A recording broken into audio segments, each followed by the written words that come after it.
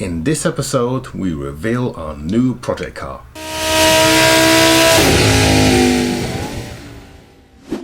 Hey everyone, and welcome to this episode of the vlog. So in this episode today, we have a new car that we're going to reveal to you.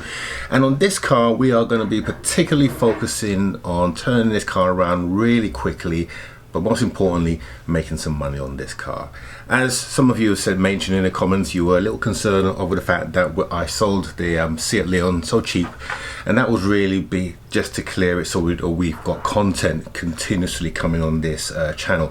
But with this car, we are determined to turn it around for a profit. So what I'm going to do, I'm going to show you the whole process from start to end. So basically, we've obviously bought the car, but we're going to do some analytical research to show you why I've bought this particular car.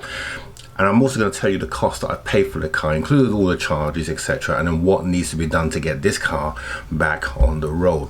But before we do all of that, the first thing that we need to do is actually see the car. So let's go down and reveal the car to you now. Okay, so it's time to reveal our new car.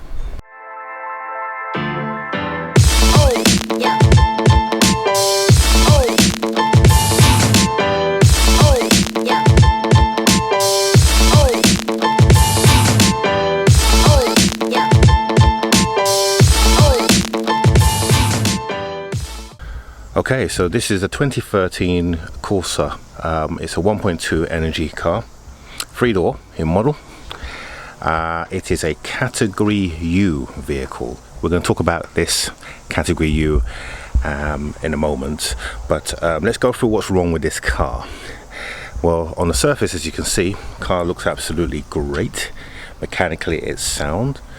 There is some damage on this car, and we're going to go through that now. So first of all, the bonnet.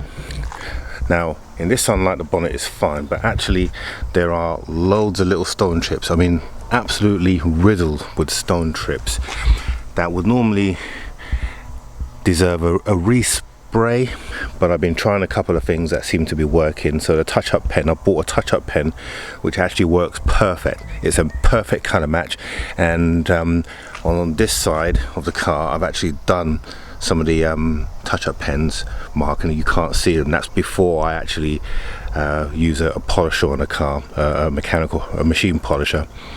And on this side, you won't be able to see it in this sunlight, but there are lots of little bings, so there's lots of those to do, but I can sort that out with a paintbrush. I'm happy with that. We need to replace the tyre. So this tyre is completely flat. I have pumped it up a couple of times, but it goes down, so I need to replace that. The main damage is here. So we have a dent, a nice dent that goes in down there, and we've got some scrapes here. So essentially this panel here, this quarter, is going to need to be repaired and repainted. That's the damage. You can see it better here. So that clearly needs to be repaired. On the back we have some marks here. You probably can't see them because I've used a touch-up pen on them, which has worked remarkably well. So there are some deep gouges here that I've covered at the moment. I'm going to build this out here and then basically polish it with my DAS polisher. And then the other thing is just the parcel shelf. So the parcel shelf is missing, and that is it. That's all that's wrong with this car. So it was a great little find on Copart, and I'm pleased with it. So this should turn around very quickly and should go for top dollar. So the first thing I've got to do is I'm going to replace that tyre. I'm going to do that today. I'm going to replace it with a decent part worn tyre. So let's go and do that right now.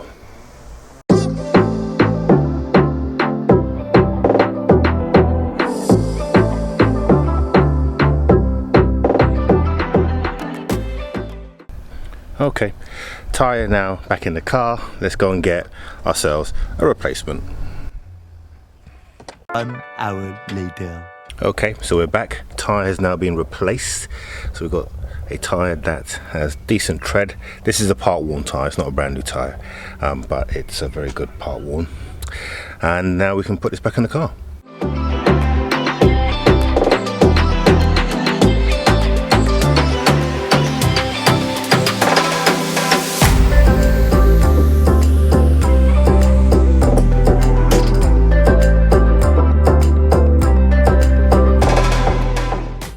Okay, so my next job now is to touch up all these little white marks. So now these white marks are stone chips. Not sure if you can see them, but there's one there. There's tons of them. So what I'm going to do, I'm going to touch them up with this touch-up pen, and then let it dry for a couple of days. Then I'm going to sand it down so it's flat, and then give it a polish, and then it should be hardly noticeable, if at all. The thing with stone chips, you'll never get rid of them unless you respray the whole bonnet, but touching it up, sanding it down so it flattens the paint, and then polishing them up, you will get as near to perfect as you can get, bearing in mind that these are stone chips. So yeah, let's crack on and do that.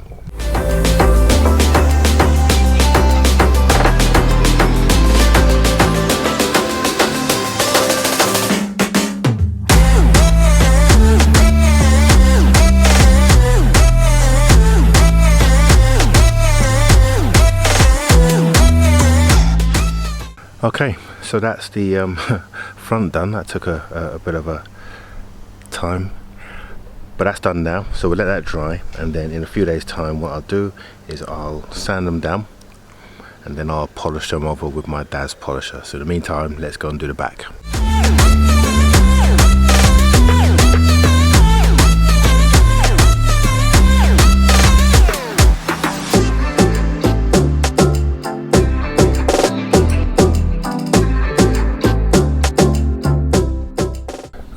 Okay, and that's it. This car is now complete, other than the final polish that I've got to do in a couple of days time on the bonnet to flatten down the marks that I've made. But essentially, we've completed everything on this car. I've spent 3 hours getting this car ready, and now it's just a case of the body shop and getting that panel on this side over here repaired. Okay, let's talk about how I came to purchase this car and some things that you need to look out for. Okay, so far we've had a category C car, which is my first black Audi TT. We've had a repossessed car, which was the white Audi TT. We've had a category S car, the Seat Leon, and a category N car. Now we've purchased a category U car. So if you want to know the difference between all the categories, look on the link above the screen there, and that will take you back to my video explaining the difference between all the different categories. So with a category U car, this is the safest car that you can buy because it has no history. So you can buy the car, get it back on the road, and you can sell it as a clean car. And yet, a category U car is the most dangerous car to buy. Now, I hear you say, what are you talking about, Paul? Well, the reason why is because often on Copart, category U cars can be dressed up. They can be bought by a third party and then put back onto Copart to look like a legitimate car that has very light damage. And to the unassuming, you then buy and find that there's a lot more work that you need to do. So with category U cars, you need to have your detective hat on, and I'm going to show you exactly what you need to be looking out for by looking at this car that I've purchased.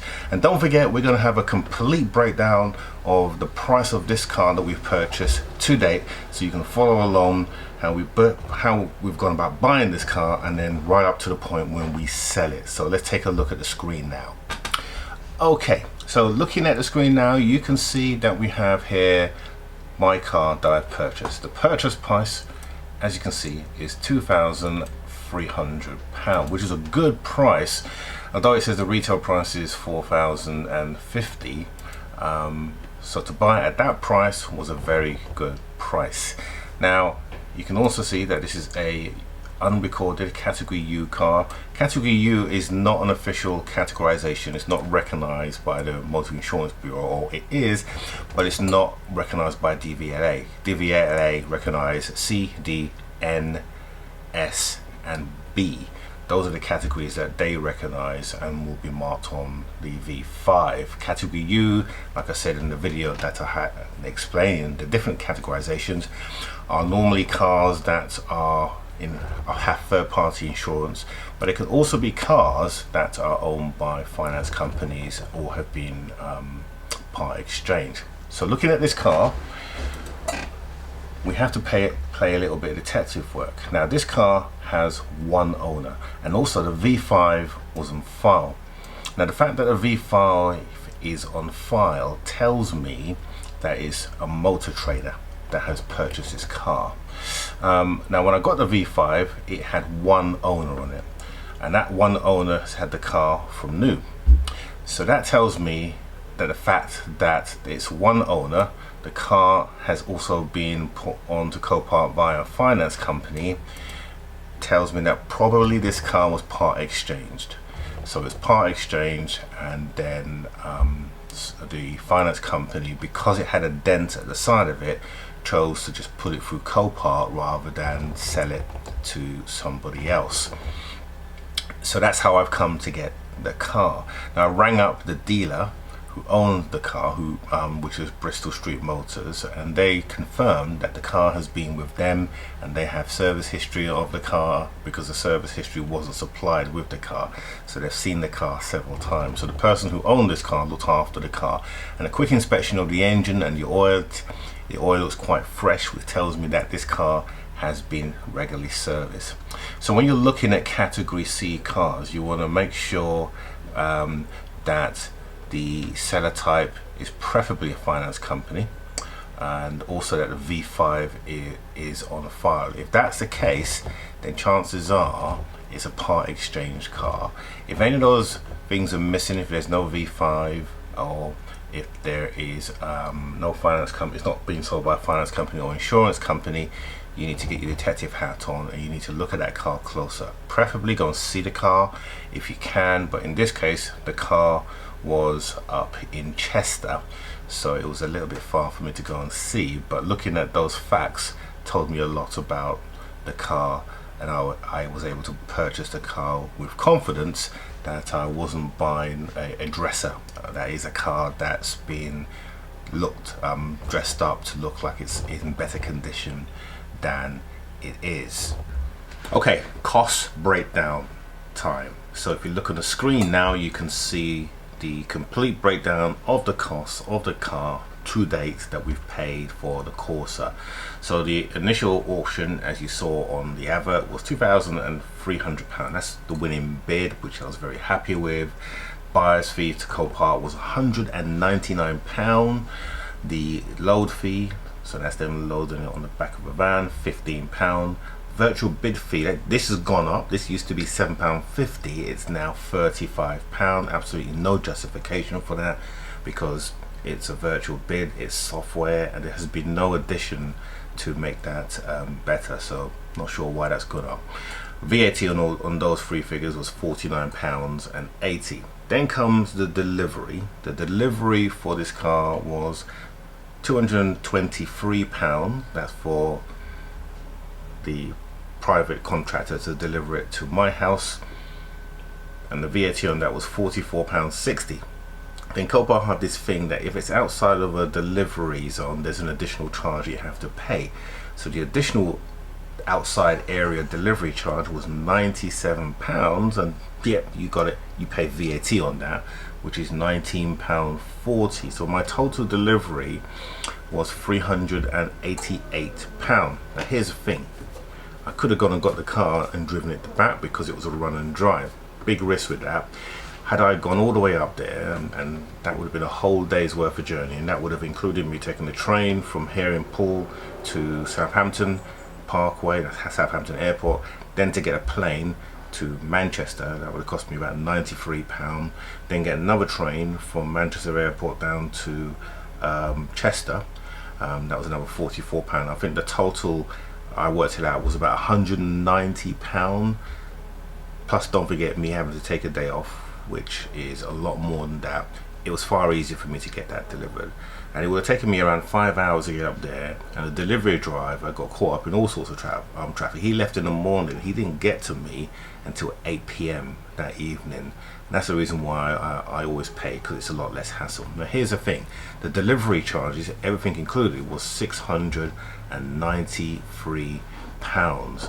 So just looking at that now, that means that the car has cost me to date £3,383. That's what the car owes me. And don't forget, we still got to get the car repaired. Now I've set the whole budget to get this car back on the road, £400, and so far that's included painting and repairing the dents. And so far I've spent £20 on a new partial shelf and £25 today on a new tire.